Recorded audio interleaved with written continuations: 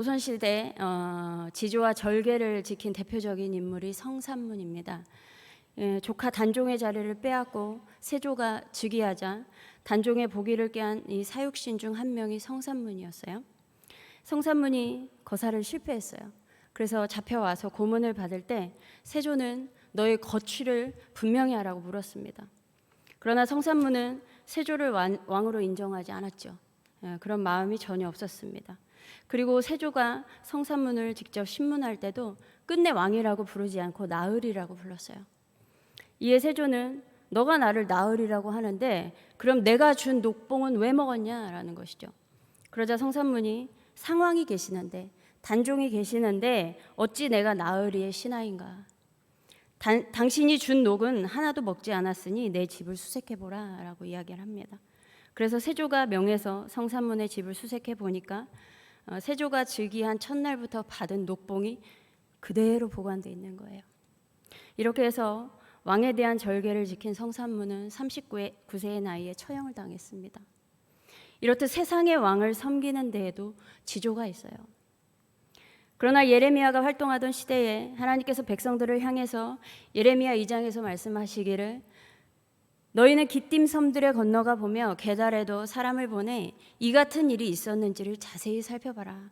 어느 나라가 그들의 신들을 신 아닌 것과 바꾼 일이 있느냐.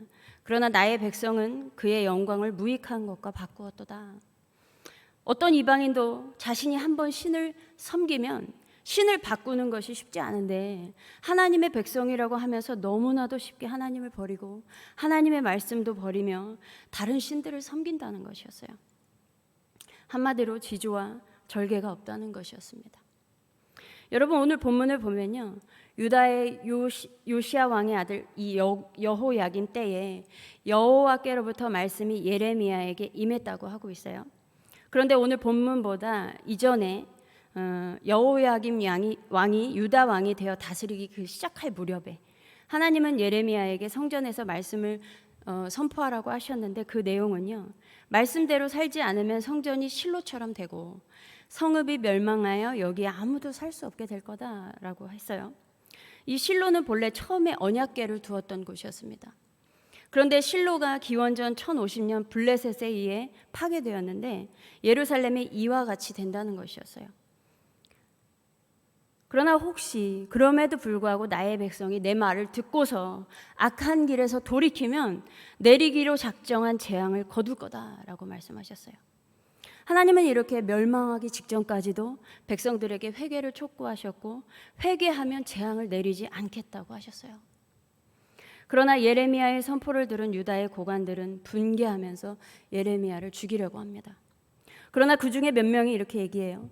히스기야 왕 때에 선지자 미가가 심판의 예언을 선포했을 때 모두가 주님을 두려워하고 주님의 은혜를 간구하니까 주님께서도 그들에게 내리겠다고 말씀하신 재앙을 거두지 않았습니까? 라는 것이었어요. 그러니까 우리 예레미야 죽이지 말자 이렇게 이야기를 했습니다. 그래서 이때 예레미야가 위기를 넘겼어요. 그런데 예레미야가 이렇게 활동하면서 선포할 당시에 동시에 주님의 이름으로 예언했던 또 한 사람이 있었어요. 그는 우리야라는 사람이었습니다. 우리야 역시 예레미야와 동일한 말씀을 선포했어요. 이에 여호야김 왕은 우리야를 죽이려고 찾았습니다. 이 소식을 들은 우리야는 두려워서 이집트로 도망가요. 그럼에도 여호야김 왕은 추격자들을 이집트로 보내서 우리야를 붙잡아 와서 죽여요. 이렇게 여호야김 왕은 하나님의 말씀을 거부하던 왕이었습니다. 후에 예레미야가 감옥에 갇혔을 때는요, 예레미야가 이제 감옥에 있으니까 그 말씀을 받아 적는 사람이 바룩이었어요. 바룩이 다 기록했습니다. 그렇게 하고 가서 유다의 고관들에게 읽어주고 왕에게까지 그게 전해졌는데 그 기록한 것을 여호야김 왕이 다 불태워버렸어요. 이렇듯 여호야김 왕이 하나님의 말씀을 계속 외면했습니다. 그러나 살아계신 하나님을 끝까지 피할 수는 없었어요. 하나님의 말씀을 계속 외면하는 여호야김 왕을 비롯한 고관들과 백성들을 향해서 하나님은 예레미야를 통해 또 말씀하셨습니다. 레갑 사람들을 찾아가서 그들에게 말해라. 그들을 주의 성전으로 데려다가 그들에게 포도주를 마시게 하여 보라는 것이었습니다. 이 레갑 족속은 겐 족속이에요. 가인의 후손입니다. 이들은 모세의 처가와 연관이 돼 있어요. 민수기에서 모세가 호밥에게 이렇게 얘기해요. 이 호밥을 모세의 장인이라고도 하고 처남이라고도 해요. 이런 거는 이런 해석은 차치하고요. 모세가 호밥에게 우리는 이제 주님께서 우리에게 주시겠다고 약속하신 곳으로 떠나는데 당신도 우리와 같이 동행해 주십시오. 주님께서 이스라엘에게 잘 해주시겠다고 약속했으니까 우리가 당신을 잘 대접해 드리겠습니다 라고 이야기를 해요. 그러자 호밥은 아니다, 나는 내 고향 내 친족에게로 돌아갈 거다 라고 이야기를 해요. 그럼에도 모세는 다시 한번 호밥을 붙들어요. 제발 우리만 버려두지 마십시오. 우리가 광야 어디에 진을 쳐야 할지 당신만큼 아는 사람이 없습니다. 그러니 우리의 길 안내자가 되어주셔야 합니다. 우리와 함께 가시기만 한다면 주님께서 우리에게 주시는 좋은 것은 무엇이든지 나눠드리겠습니다 라고 이야기를 합니다. 그 뒤에 내용은 없지만 호밥이 모세의 요청을 받아들인 것으로 보이는 것은 사사기 1장 16절에 모세의 장인은 갠 사람이라 그의 자손이 유다 자손과 함께 종려나무 성읍에서 올라가서 아란 남방의 유다 황무지에 이르러 그 백성 중에 거주하니라 이렇게 기록하고 있어요.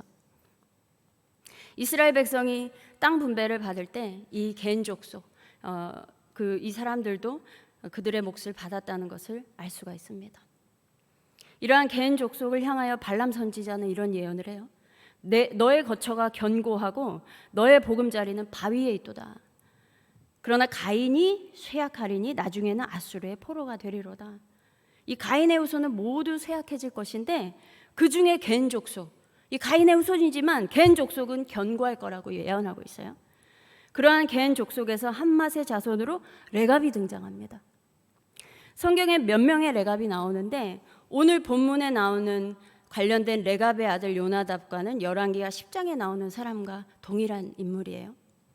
하나님은 북이스라엘의 왕으로 예후를 왕으로 삼아요. 예후를 왕으로 세우면서 주신 명령은 아합의 집을 치라는 것이었습니다.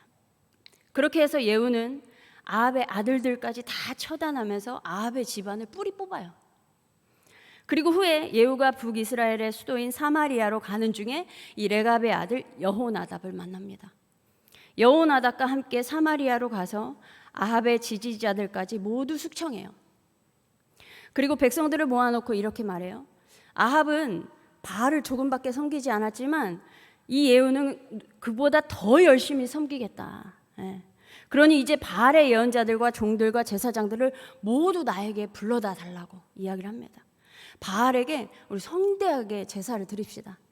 그러므로 한 사람도 빠져서는 안 됩니다. 빠지는 사람은 어느 누구든지 살아남지 못할 겁니다 라고 이야기를 합니다. 그렇게 해서 바알을 섬길 집회를 개최하기로 해요. 그런데 이것은요, 예후가 바알과 관련된 그 종들을 진멸하려고 계책을 꾸민 것이었어요. 이렇게 한 다음에 이스라엘 모든 곳에 사람을 보냅니다. 그래서 바알의 종들이 하나도 빠지지 않고 다 왔어요. 그들이 바알의 신전으로 들어가자 바알의 신전의 이 끝에서 저 끝까지 다 가득 찬 거예요. 그렇게 한 후에 예후와 레갑의 아들 여호나답은 바알의 신전으로 들어가서 바알의 종들에게 여기 여러분 가운데 주 하나님을 섬기는 종들이 있지는 않은지 한번 살펴보십시오. 여기는 오직 바알의 종들만 있어야 합니다 라고 이야기를 해요. 이렇게 해서 그들이 바알에게 제사와 번제를 드리려고 신전 안으로 들어갔을 때 예후는 이제 밖에서 80명의 군인을 포진시켜 놓았어요. 내가 너희 손에 넘겨준 사람을 하나라도 놓치는 사람은 그가 대신 목숨을 잃을 거다. 그리고 번제를 드리는 일이 끝나자 예후는 이 군인들에게 들어가서 그들을 치라고 해요.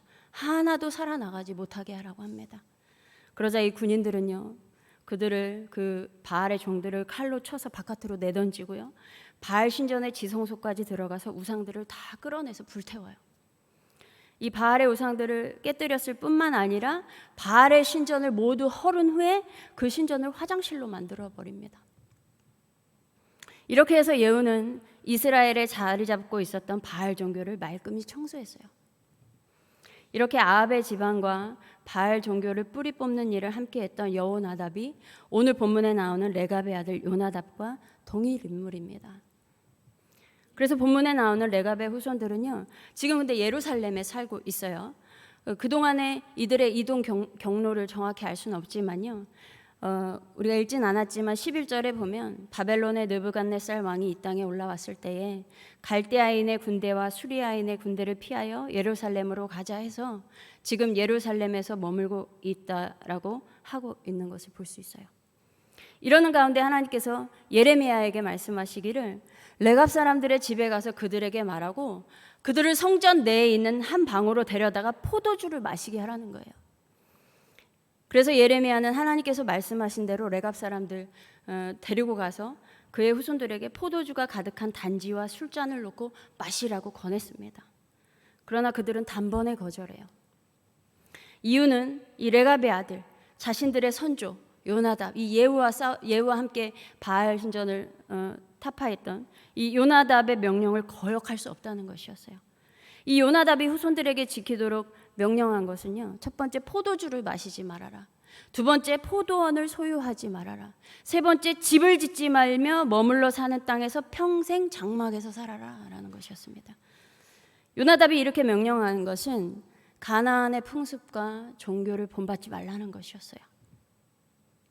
그래서 이렇게 요나답이 가풍을 만든 이후에요, 현재 예레미야가 활동하던 시대까지 레갑의 후손들은 200년이 넘도록 선조 요나답의 명령을 지키면서 살아왔습니다.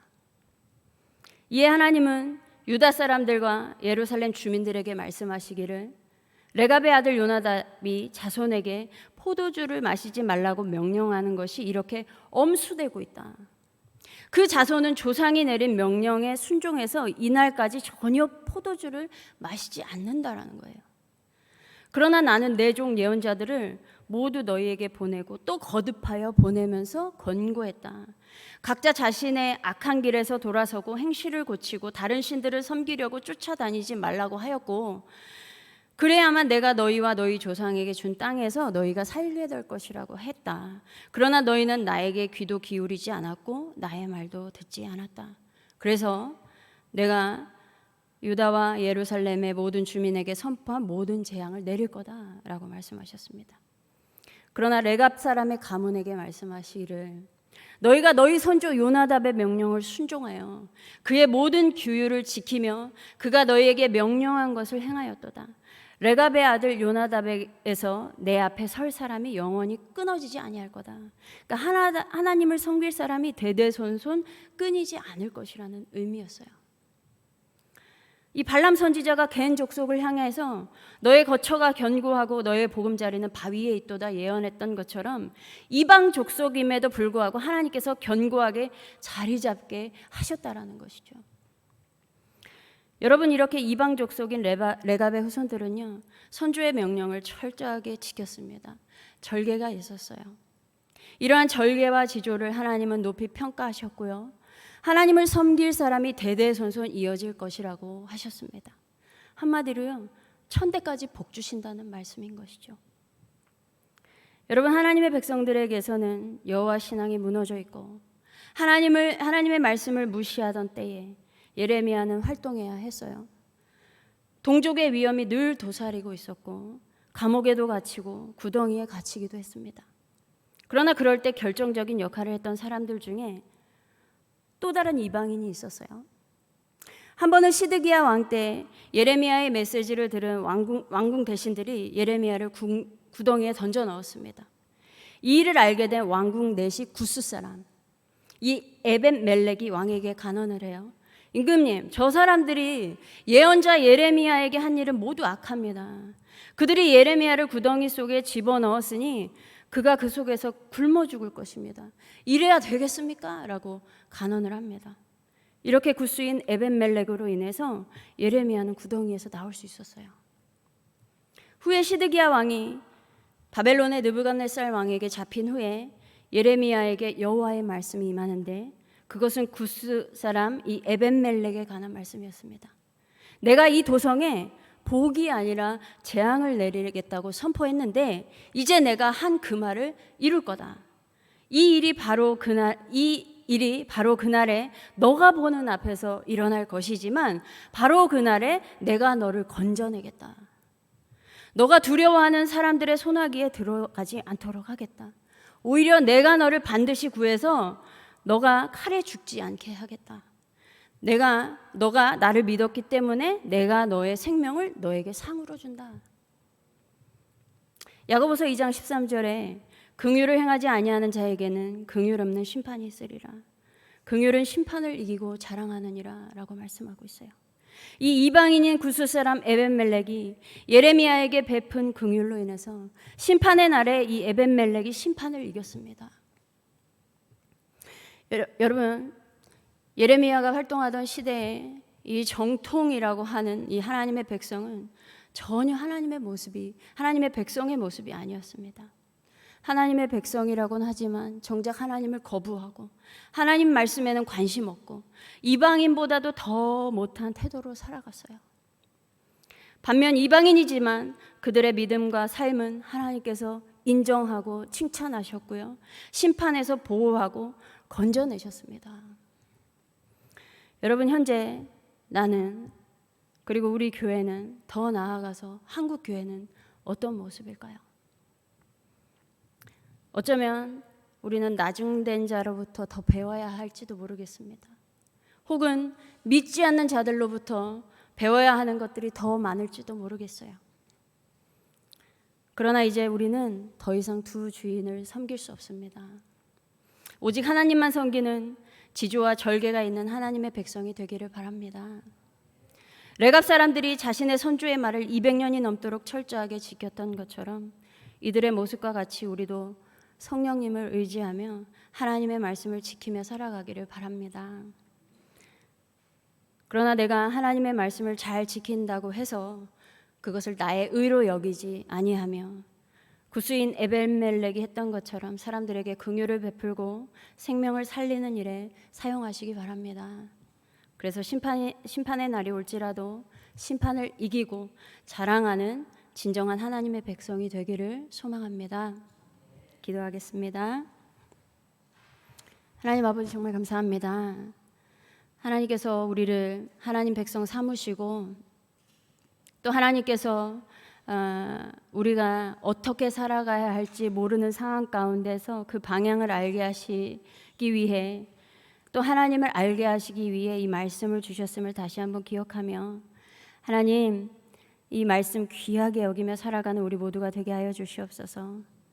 때로는 정말 우리가 연약하여서 이 말씀에서 벗어났을지라도 다시 한번 붙잡아 주셔서 예수 그리스도의 강함으로 아버지 함께하여 주셔서 이 말씀을 다시 한번 그 진리 가운데서 살아갈 수 있는 힘을 허락하여 주시길 원합니다. 하나님, 때로는 우리가 나중된 자보다 또한 믿지 않는 자보다 못한 모습일 때도 참 많이 있는데 하나님, 우리에게 긍휼을 베풀어 주시고 우리를 다시 한번 일으켜 주셔서 하나님, 이 세상을 살아갈 때에 하나님 말씀 가운데 거하며 우리 또한 그러한 긍휼을 베푸는 자로 심판을 이기는 신앙이 되게 하여 주시옵소서. 감사드리며 우리 주 예수 그리스도의 이름으로 기도드립니다. 아멘.